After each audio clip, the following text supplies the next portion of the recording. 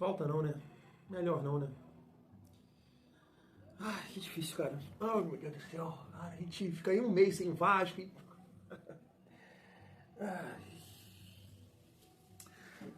assim, família, eu vou começar esse pós-jogo sendo ignorante, tá? É uma ignorância minha, eu sei disso. Não tem sentido nenhum aqui no que eu tô falando em relação ao placar, a galera de Brasília, é o Mané Garrincha, não tem culpa de nada, é uma ignorância da minha parte. Mas eu entendo que até os torcedores de lá, eles vão concordar comigo.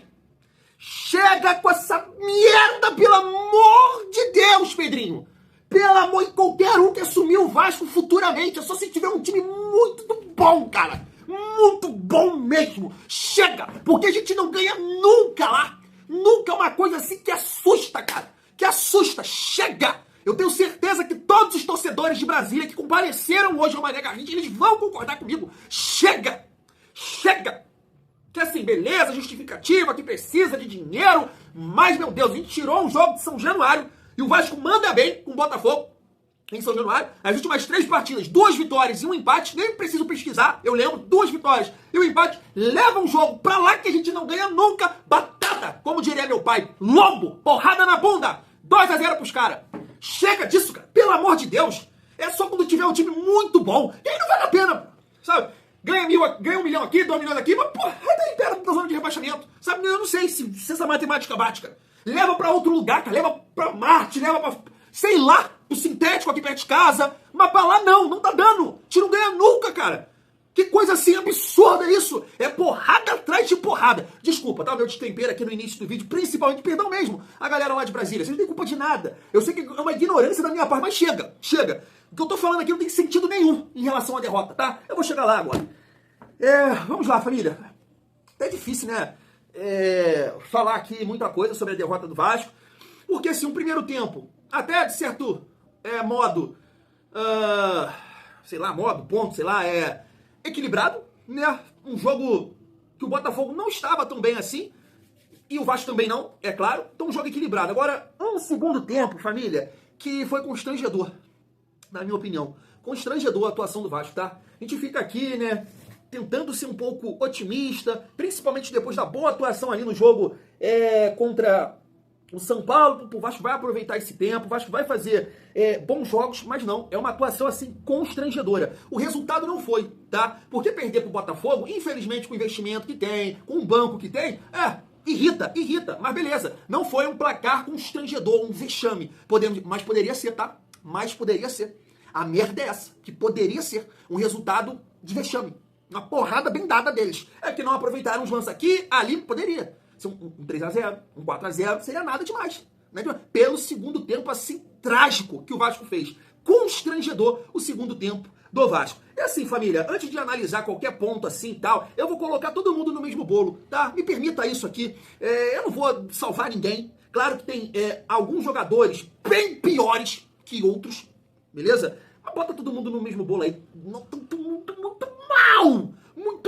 Muito mal! Todo mundo muito mal! Muito mal! Todo mundo muito mal! Agora, vamos lá, com calma. As mudanças. Eu preciso começar pelas mudanças. Eu não vou aqui começar a falar mal do Diniz, porque acho que é um treinador, já falei isso aqui, é um treinador que ele, na minha opinião, tá? Vocês podem citar outros aí, mas que eu conheço, brasileiros e tudo mais, cara, é o único que pode tentar tirar alguma coisa desse Vasco. Desse Vasco é o Fernando Diniz. Ele consegue, em alguns momentos, fazer um time com Coutinho, Verratti, Nuno e Rayan. Nenhum dos 3 jogadores, perdão, na matemática, nenhum dos 4 jogadores tem a força necessária para pressionar. E mesmo assim ele consegue criar ali movimentações que o Vasco, em alguns momentos, rouba a bola do adversário.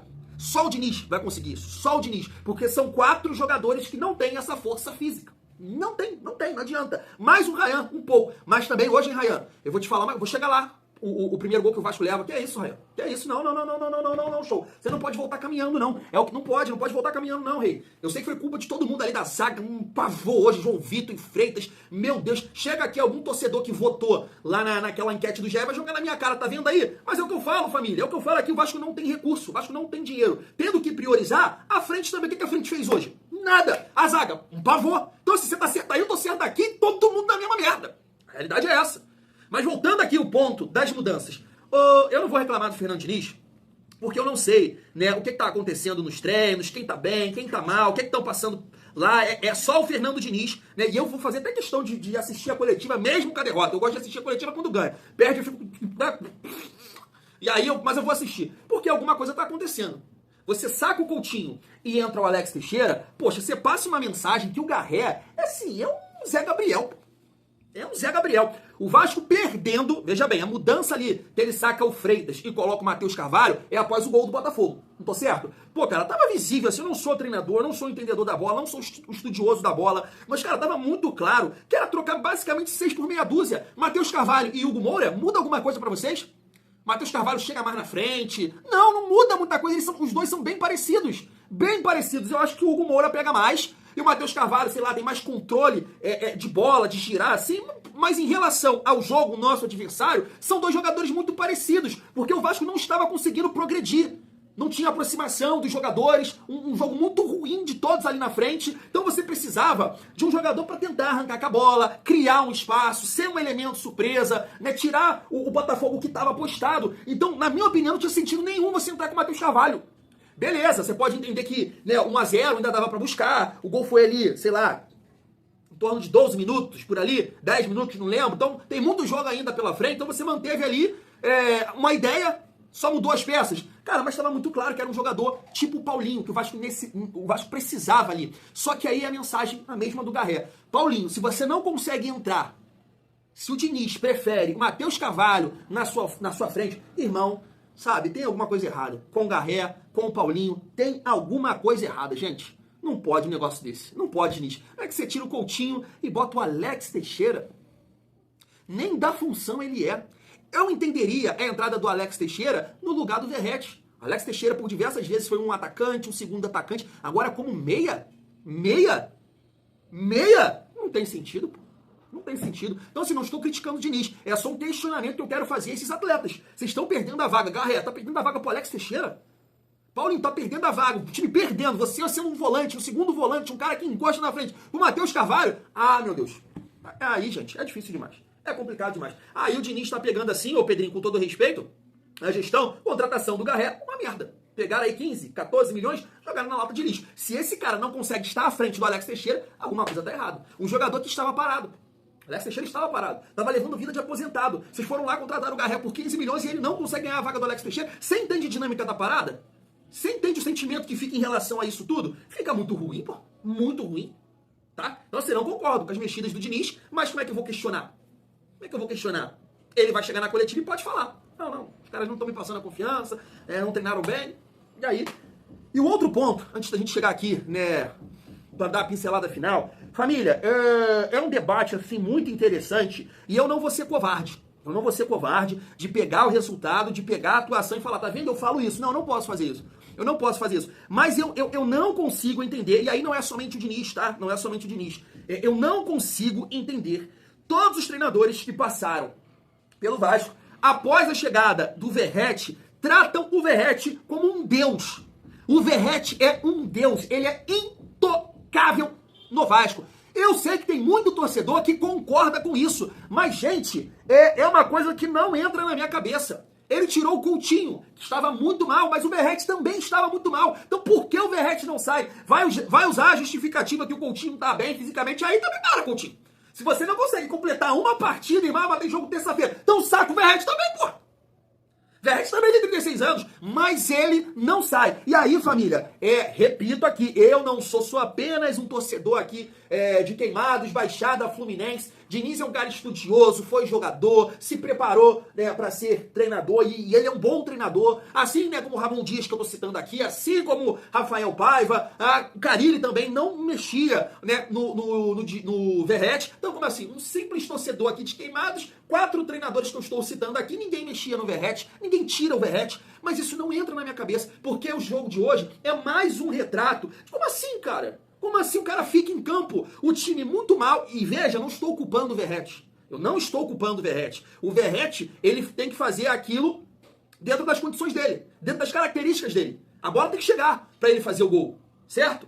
Ele tem que ter a oportunidade pra gente reclamar dele, porque participar do jogo, esquece, não é do Verratti. Não é, Verratti não vai conseguir marcar pressão, ganhar em velocidade. Não é a dele. A dele, a bola tem que chegar dentro da área. Seja na bola aérea, seja no último toque para ele finalizar, para ele marcar o gol. Isso não aconteceu. Então eu não estou culpando aqui o Verratti. Nesse ponto, eu culpo o treinador. Porque o jogo, o segundo tempo inteiro, cara, em nenhum momento o Vasco teve a condição de levar essa bola ao Verratti. Então assim, o que você quer que ele faça? Porque o banco, realmente, é difícil de mexer. Você não tem velocidade. Você viu o Botafogo? Vê a diferença? Cara, eu não acho que o Botafogo fez uma excelente partida, não. Eu não acho. Só que é um time que consegue ter mais saúde que o nosso.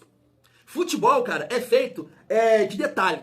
De detalhes, né? E tem alguns... a gente tem que ter a percepção. O que acontece em alguns momentos? Cara, o Botafogo ganha mais divididas que o Vasco, por ser mais físico. É uma antecipação, é uma corrida que o cara toma na frente, é uma dividida e o cara consegue chegar mais rápido. O Vasco é um time muito frágil fisicamente. Só para pontuar aqui, para não perder essa questão, você pode ver que o Montoro, em vários momentos, ele conseguia fazer essa recomposição, né, pegando o lateral ou o próprio Ryan. No segundo gol do Vasco, no primeiro gol do Botafogo, repare, porque eu tava com tanta raiva que eu falei, cara, como é que o Vasco perdeu essa bola? E no próprio gol lá do GE, não mostra como o Vasco perdeu a bola e chegou lá no Arthur. Mas a virada, cara, você observa o Ryan andando. O Ryan volta andando. E aí o Montoro pega sozinho, consegue levar, fica difícil pro PH dentro da área, e aí sai ali o gol. Sai ali o gol. Só que, dificilmente, os atletas do Vasco conseguem essa liberdade que o Montoro teve. Por essa questão física. Porque de organização não, família. O time do Vasco é organizado pelo Diniz, mas é muito frágil fisicamente. Você entende? Então, assim, voltando no assunto Verratti. Cara, a bola não estava chegando, o Verratti não consegue participar, o time inteiro muito mal, vou pontuar isso mais uma vez. Então, assim, não tem sentido a permanência do Verratti em campo. Não faz sentido, porque você deveria tentar alguma coisa diferente. Poxa, a minha estrutura, a ideia inicial de um time de aproximação, de um time, né, que consegue triangular, em nenhum momento o Vasco fez isso, no primeiro tempo, também no segundo. Então como é que eu vou fazer essa bola chegar ao Verratti? Se eu não consigo fazer a bola chegar ao Verratti, por que ter o Verratti? Pra que ter o Verratti? Cara, com 20 minutos, quando ele tirou o Coutinho, ele deveria tirar o Verratti. Botar quem? É difícil, mas bota o GB, pô. Começa a dar oportunidade pro moleque, que ele vai tentar participar mais. Ele vai sair da área, de repente ele vai sair ali para encostar no Ryan, para ter uma superioridade em relação ao setor do Botafogo, porque o Verratti ele fica muito isolado, ele não participa do jogo, e os pontas do Vasco não estavam tendo aproximação, ninguém conseguindo encostar, então é a hora de você mexer na ideia. Tira o seu 9 de referência, que não tem qualidade nenhuma para participar do jogo, e a bola não está chegando, tenta um jogador diferente, já que você não tem esse cara de mais força, de mais mobilidade pelos lados para você botar o Ryan lá, bota um outro jogador. Eu não consigo entender porque o Verratti é tratado como Deus no Vasco. Todos os outros clubes mexem, mudam. Ah, porque só ele faz gol? Cara, tem vários jogos que o Verratti não marca. Tem vários jogos que ele não marca. E ele permanece em campo. Sai todo mundo, menos o Verratti. Isso não entra na minha cabeça. Não entra na minha cabeça. E aí, família? Botafogo organizado.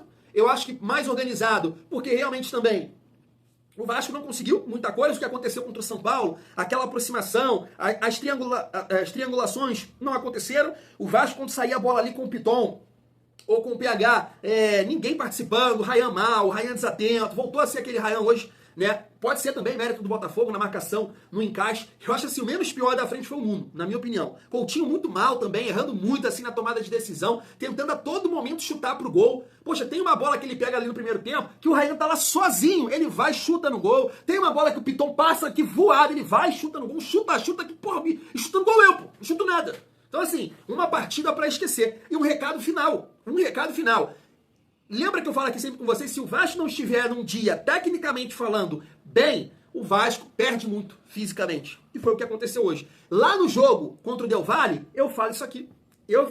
É uma mudança de ideia que tem que acontecer. Um time mais leve, um time mais solto. Porque olha o que aconteceu contra o Botafogo hoje. Tecnicamente, muito mal. Principalmente no segundo tempo. E foi uma tragédia. O Botafogo poderia ter feito mais gols no Vasco. Foi uma tragédia. E aí cabe a diretoria.